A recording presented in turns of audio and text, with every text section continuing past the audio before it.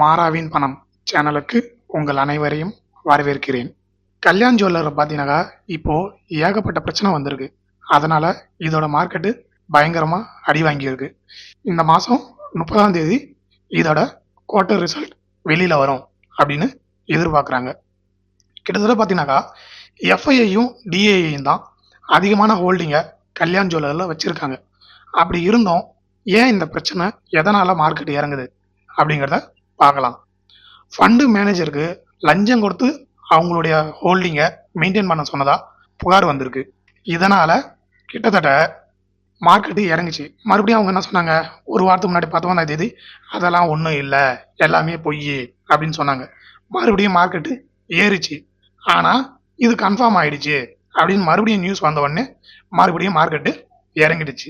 இந்த வாரம் மட்டுமே பார்த்தீங்கன்னாக்கா கிட்டத்தட்ட 10% மார்க்கெட்டு இறங்கியிருக்கு.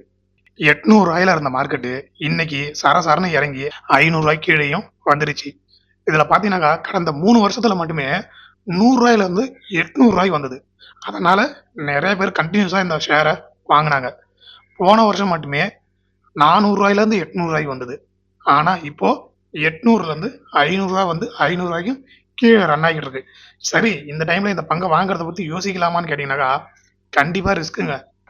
இதோட லோ ஹிட் பண்ணுறதுக்கான வெயிட்டிங் டைம்னு பார்த்தீங்கன்னாக்கா கிட்டத்தட்ட 350. இன்னைக்கு மார்க்கெட்டு 488 480 அந்த ரேஞ்சில் இருக்குது. இன்னும் 130 ரூபா வரைக்கும் இறங்கும் அப்படின்னு நான் எதிர்பார்க்குறேன்.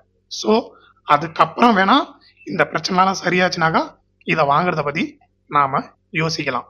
ஃபைனலாக ஐடிசியில் எல்லாருக்குமே ஃப்ரீ ஷேர் இந்த வாரம் வந்துடும்.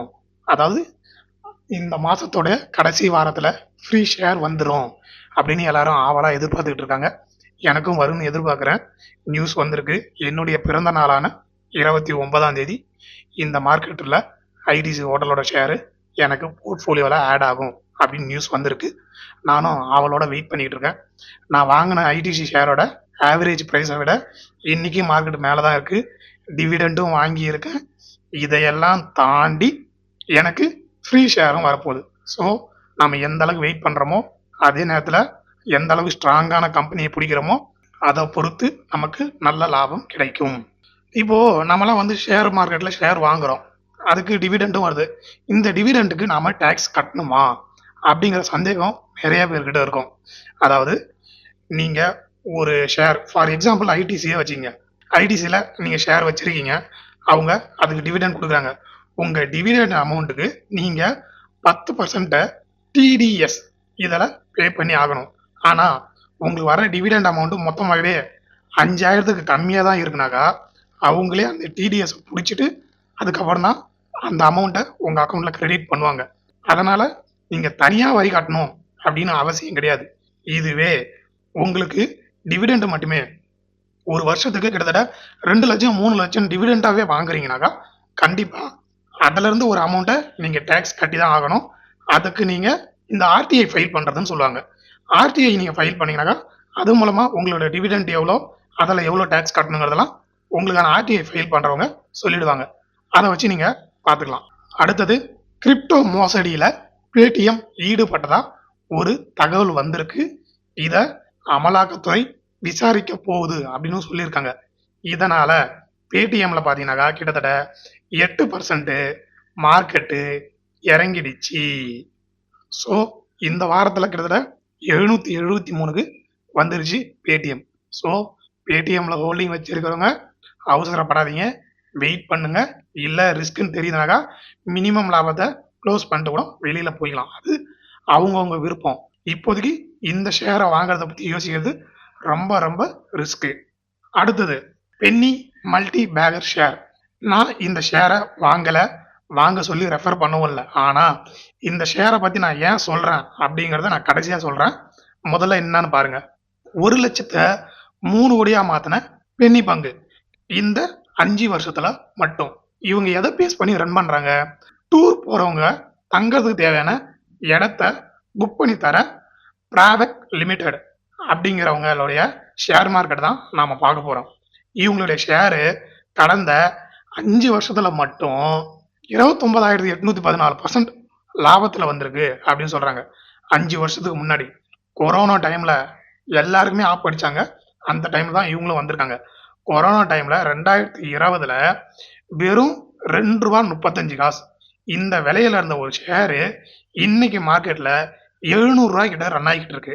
அப்போ 5 வருஷத்துக்கு முன்னாடி நீங்க ஒரு ரூ. 1,00,000 இந்த ஷேரை வாங்கியிருந்தீங்கன்னா 1,00,000 ஷேர் இல்ல, ரூ. 1,00,000 ஒரு ஷேர் ரூ. 2.35 அந்த விலையில வாங்கி இருந்தீங்கன்னாக்கா இன்னைக்கு அந்த 1,00,000 உங்களுக்கு 3 கோடியா வந்திருக்கும் அப்படின்னு சொல்றாங்க. அதுக்காக நான் போய் இப்ப வாங்க முடியுமா? முடியாது. அதனால தான் சொல்றது, நாம சேஃபர் ஜோனுக்கு ரிஸ்க் ஃபேக்டர் கம்மியா இருக்கிற லார்ஜ் கேப் இண்டஸ்ட்ரியில ஷேர் வாங்குறதும் நல்ல விஷயம்தான். அதே நேரம் மைக்ரோ கார்ப்பரேட்ல நம்ம ஒரு 1000 2000 போட்டு வச்சோம்னாக்கா இந்த மாதிரி ஏதோ ஒரு ஷேர் ஃபியூச்சர்ல நல்லா பிக்கப் ஆச்சுன்னு வச்சுங்களேன், நமக்கு ஒரு நல்ல லாபத்தை கொடுக்க வாய்ப்பு இருக்கு. ஃபார் எக்ஸாம்பிள் இப்போ நீங்க என்ன பண்றீங்க, இன்னைக்கு ஒரு ரூ. 2 இருக்கிற ஷேரை 10 போர்ட்ஃபோலியோ பிடிக்கிறீங்க. அதுல ஏதோ ஒரு 2 இன்னும் 5 வருஷம் கழிச்சு உங்களுக்கு இந்த மாதிரி ஒரு ஹிட் ஆகுதுன்னு வச்சுக்கோங்க, 8 லாஸ் 2 ஹிட்டு. நீங்க எல்லாத்துலேயுமே 2000 2000 போடுறீங்க. அப்போ 20,000 10 ஸ்டாக் மார்க்கெட்ல போட்டிருப்பீங்க. இதுல 8 ஃபெயிலியர் அப்படின்னா என்ன அர்த்தம்? 16,000 லாஸ், 2 ஹிட்டு. நீங்க வெறும் 4,000 போட்டீங்களா, இந்த 4,000 அன்னைக்கு குறைஞ்சபட்சம் ஒரு 4 லட்சத்துல வந்து நிக்குதுன்னு வச்சுங்க. 4,000 4 லட்சத்துக்கு வந்து நிக்குதுன்னா உங்களுக்கு ஆஃபர் தானே. அதுக்காக எல்லாரையும் வந்து மைக்ரோ ஃபைனான்ஸ் வாங்குங்கன்னு நான் சொல்ல, நான் வாங்கி வச்சிருக்கேன். என்ன கிண்டல் பண்ணாங்க, என்ன ஒரு 4 பேர் கிண்டல் பண்ணாங்க, இவன் வாங்கி வச்சதெல்லாம் வேஸ்ட்டுங்க, ஸ்மால் கேப் இண்டஸ்ட்ரிலாம் வாங்கினாக்கா புண்ணியமே கிடையாதுன்னாங்க.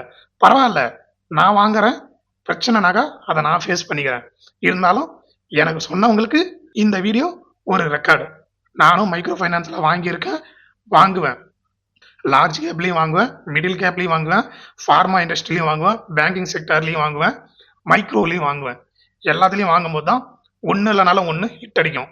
எனக்கு எல்லாமே லாபத்தில் இருக்கும்போது என்னோட போர்ட்ஃபோலியோவில் 23ல் 4 தான் ஃபெயிலியர் இருந்து, இன்னைக்கு 23ல் 15 ஃபெயிலியரில் இருக்கு. ஆனாலும் நான் வெயிட் பண்ணிட்டு இருக்கேன். காரணம் என்ன? மார்க்கெட் டவுனில் இருக்கு, நான் ஒன்றும் பண்ண முடியாது. முடிஞ்சா ஒன்றுன்னா வாங்கிட்டு இருப்பேன். அப்படி வாங்க போகிற ஷேர் தான் டாடா மோட்டரும் ஐடிசியும். இது ரெண்டையும் மார்க்கெட்டு இறங்க இறங்க 1 2 1 2 நான் வாங்கிக்கிட்டே இருப்பேன். என்னைக்கு அது பீக்கப் ஆகுதோ அப்போ எனக்கு லாபம் கிடைக்கும். ஆல்ரெடி ஐடிசியில் லாபம் கிடைச்சிருச்சு. அடுத்து டாடா மோட்டார், அது என்னைக்கு 2 பிரிஞ்சு மறுபடியும் மார்க்கெட் ஏறுதோ மறுபடியும் எனக்கு ஒரு லாபம் கிடைக்கும். அதுக்காக தான் நான் வெயிட் பண்ணிக்கிட்டு இருக்கேன். கடைசியாக ஒரு நியூஸ், கோல்டு விலை பிச்சின்னு போய் நிற்குது. அமெரிக்காவில் வரலாறு காணாத அளவில் தங்கத்தோட விலை ஏறிக்கிட்டு இருக்கு. அதனால இந்தியாவிலையும் ஏறிக்கிட்டு இருக்கு. போன வாரத்தில் மட்டுமே 24ஆம் தேதி மட்டுமே ஒரு சவரனுக்கு மார்க்கெட்டில் 240 ரூபா ஏறி இருக்கு. வெள்ளியோட விலை ஒரு கிலோவுக்கு 1000 ரூபாய் ஏறி இருக்கு. 22 கேரட் ஜுவல் செய்கிற 22 கேரட் கோல்டோட விலை ஒரு கிராமுக்கு 25 ரூபாய் ஏறி இன்னைக்கு கிட்டத்தட்ட இந்தியன் மார்க்கெட்டில் 7,555. அப்போ டேக்ஸ்லாம் போட்டிங்கனாக்கா 7,800 7,900 வந்துடும். ஸோ இன்னும் 2 மாதத்தில் ஒரு கிராம் 8,000 கிராஸ் பண்ணிடும் வெறும் 22 கிராம் கோல்டோட விலை. ஸோ முடிஞ்ச அளவு 1 கிராம் 2 கிராம்னு கோல்டையும் வாங்கி வைங்க. அதுவும் சேஃபர் ஜோன். மார்க்கெட்டில் இன்வெஸ்ட் பண்ணுறவங்க ரிஸ்க் ஃபேக்டரை உணர்ந்து இன்வெஸ்ட் பண்ணுங்க. லாபம் வந்தாலும் நஷ்டம் வந்தாலும் அது நம்ம பணம், நம்ம கையில் தான் இருக்குது, கண்ட்ரோல். என்றும் அன்புடன் உங்கள் எம் கே. நன்றி, வணக்கம்.